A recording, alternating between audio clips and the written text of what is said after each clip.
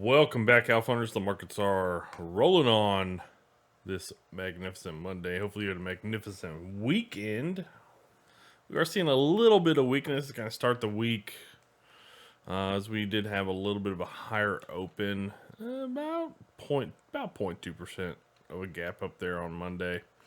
We've kind of just pulled back steadily, and it's coming a lot from tech, as real. You can see quite a bit of selling here on the Qs. So yeah, the Qs got hit pretty good, and they actually didn't even gap up either. They had a little bit of a gap down right here. You can see it, a little bit of a gap down. So yeah, we're seeing quite a bit of weakness there in tech world, which I mean that's kind of to be expected, I guess. I mean it's been kind of the theme here going back to mid July. We kind of topped out on the market. We've seen tech kind of underperform quite a bit. And I'm going to get into what I'm going to be looking for here over the next, 2 to 4 months, as we kind of go into the end of the year. Just kind of talk about that medium term game plan. But you see, we definitely got below Thursday's low, which I believe was the low of last week for the Qs. Yeah, that was the low of last week, right there. Well, actually, it was last Monday. Last Monday, early in the morning. We actually did come and take that low real quick here over the past 30 minutes. But obviously, you can see here over the past 20, 25 minutes, we bounced pretty good. So, anyways, that's kind of the way the market kind of generally looks this morning. IWM looking pretty good. Nice little gap up, holding somewhat strong. A little bit of a mound here. Probably nothing too much to be worried about. DIA kind of the same thing. Nice little gap up, nice little run there for the first hour. Looking pretty good. RSP here. Yeah, nice gap up, nice run. Currently up about 0.3%. So the RSP, DIA, IWM all up about 0.3%. Nice little pullback here over the past 30 minutes. All right. Not horrible. As far as how things look on a daily, I mean, look at that move here. Man. I mean, outside of the first day or two there of August, I mean, the RSP has... who do they think they are? Big tech? Man, that's crazy. It looks really good. It looks really good. Okay. All-time highs. DIA. DIA did snag all-time highs this morning. Look at that. Snagged all-time highs. New all-time high on the Dow this morning. Nice little upper wick coming in currently. IWM. Yeah, nice strong day there on Friday, continuing higher. Okay. Doesn't look horrible. Qs, which, let me go back to the IWM real quick. So, let me go to long term. This is the only one out of the 5 here that I kind of track that's not at all-time highs. It hasn't hit all-time highs since towards the end of the year of 2021. So it's been almost 3 years. I don't expect it to kind of get to all-time highs, by the time we get to November. So I'd imagine it'll be like at least 3 years that we would have been not making all-time highs on the IWM. So anyways, I just kind of wanted to long term kind of check in, see where things are at there. Qs though, nice little breakdown today. Checking into that 10 EMA. It's kind of where you expect to at least see somewhat of a bounce. Obviously, over the past 20 minutes or so, we've seen a decent bounce, but pretty good weakness here today. I mean, the Qs were down 1%, a little bit more than that, not that long ago. SPY really close to its all-time highs. And there you go. As far as things we got coming up this week, not much. Towards the end of the month, we don't have much data. The only things that really will be somewhat important will be, one, the big one for earnings is going to be NVIDIA. Take a look at that here in just a second. But we'll have Thursday, we'll get the weekly initial jobless claims numbers. But then Thursday, we'll get a revision to PCE, but then Friday, we'll get the PCE data. So outside of that, we don't really have a lot of, information that we really need to keep an eye on. Everything else is kind of just normal stuff. So that'll be kind of like later in the week. But real quick before I move on past this, NVIDIA will have earnings. Let's see, Wednesday after the bell. So yes, that'll probably be the big one of the week as far as major catalysts that we know about. Obviously, they're could be some unexpected, unknown catalysts that happen. But as far as earnings, and economic stuff, that'll be the big one as far as this week. Now, as far as game plan, kind of like medium term game plan, this is what I'm going to be looking for. We are really close to all time highs here on the SPY, and it's going to come down to how things look here on the SPY, Qs, and probably the RSP. I mean, we see here, look, RSP all time highs, SPY not all time highs, right here recently over the past like week or so. So that's what I'll be watching, right? Is the RSP's continued leadership here over the next, probably at least next two weeks or so, or maybe even more.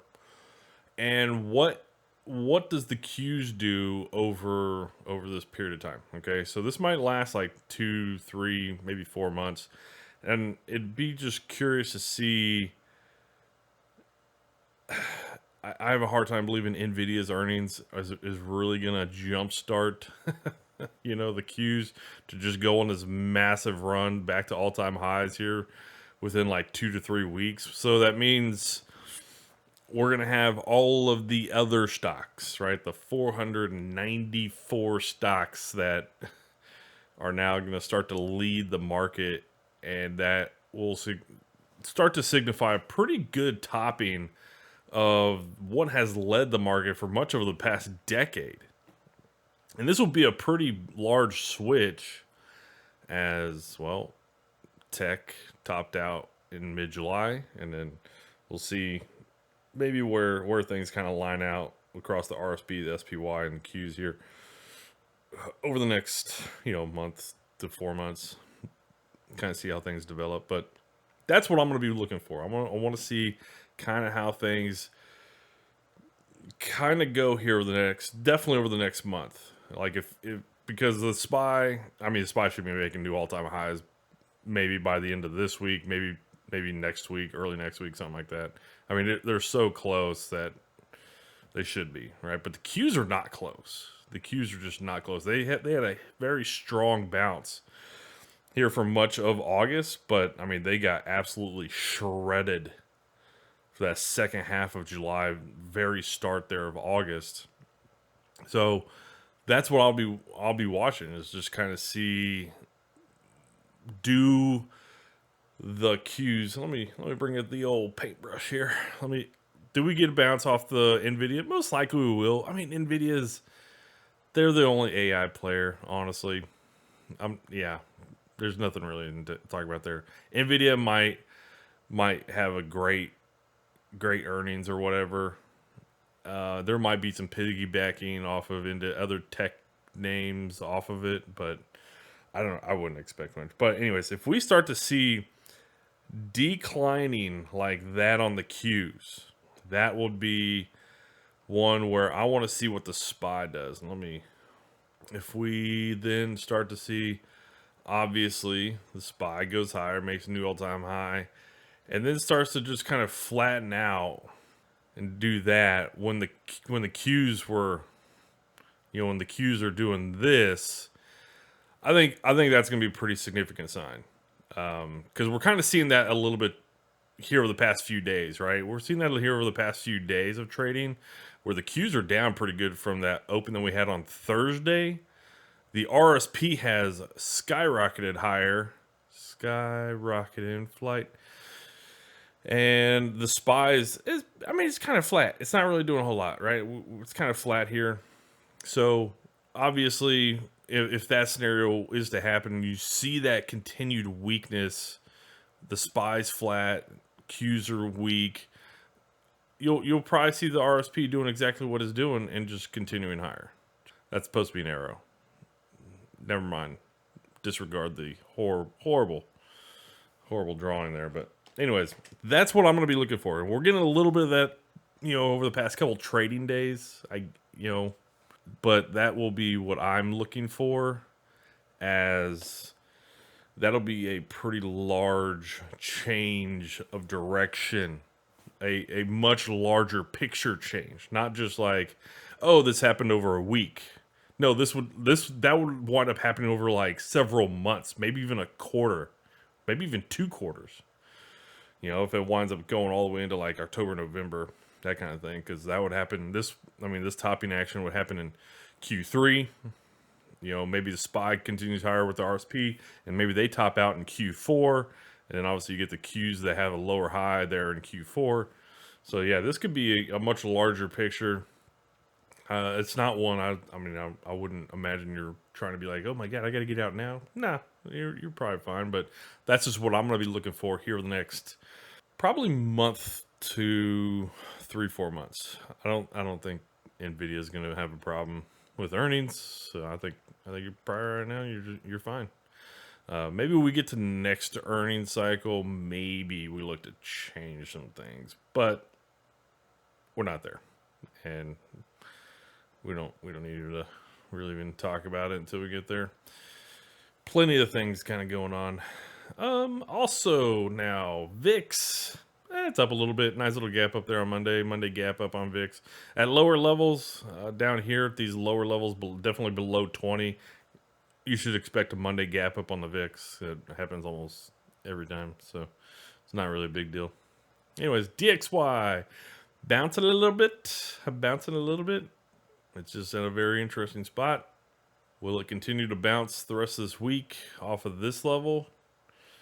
Or will it wind up breaking down to get down to the mid 99 area? Yeah, we'll find out. I'm not taking that bet either way. I'll be playing the watching game. That's what I'm gonna be playing. Gold GLD here. Continuing higher, nice little gap up, has pulled back a little bit. I'm kind of curious how the futures look. Futures, nice little consolidation here over the past week. Looking pretty good. I would imagine that continues to go higher. All right. 10-year yield. 10-year yield, not horrible. Kind of got like this compression under the 10 EMA happening here. And we're not really getting back down to this low. So I'll be curious to see if we start to base out here. And then if we pop above that downtrending 10 EMA, that would be curious to see if that happens here. Oh, sometime soon. Anyways, 10 and 2 inversion. 10 and 2 inversion. Let me turn log off. And it's continuing higher.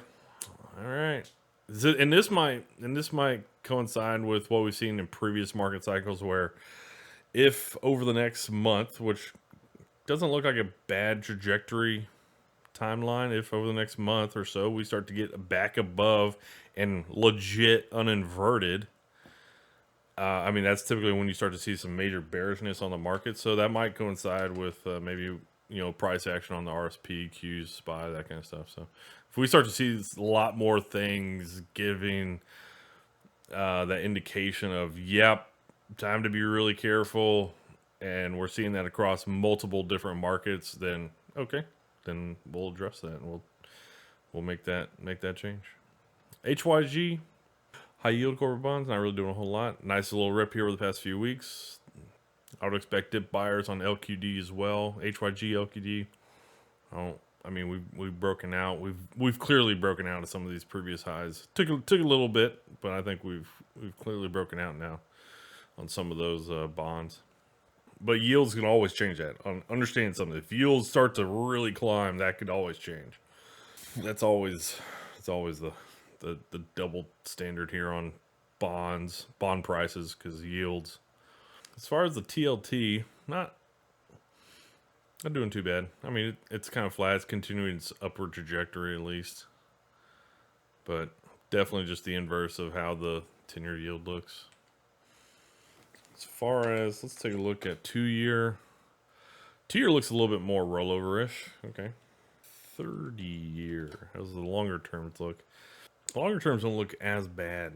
They really don't. They just had that wicked drop off in the very beginning of August, but they've kind of had that steady decline throughout much of the middle of August, but kind of have a little bit of sign of life here recently. So yeah, I'd be curious to see how yields kind of end out this week. As far as sector rotation goes, yeah, you can definitely see tech is really kind of getting hammered today. All right, we'll take a look at that here in a second for intraday price action. But yeah, you can see tech underperforming the most. Discretionary is also another big tech sector. Industrials outperforming, communications outperforming, healthcare, real estate, financials, utilities, energies, materials, and staples all doing pretty well. Now, energies had a very strong start to the week, but has come back down. So if we take out that gap, you can see energies are actually underperforming the market. They just had a pretty strong gap there. And you can see tech, the biggest intraday underperformer. And it's actually kind of interesting because tech is actually down over 1% intraday. So if you take out that gap, yeah, tech is really not doing well. They've been down as much as 1.6% intraday. So, all right, tech profit taking. We'll see. We'll take a look and see what are the big components going on. Energies, anyways, underperforming. Discretionary is underperforming. In line with the market. Industrials, communications outperforming. Real estate outperforming. Okay. Financials, utilities, healthcare, materials outperforming, and staples at the leading edge of the day. Go Chargers, go! All right, leading the charge there. About a month ago, so you can see how sector rotation is done over the past month or so, a little bit over a month. All right, anyways, this worked. So SPY not quite back to the even line, right? It's just, or the SPX, SP 500, just slightly under the all-time high. But yeah, you can see the XLK underperforming by about 5%, as well as discretionaries.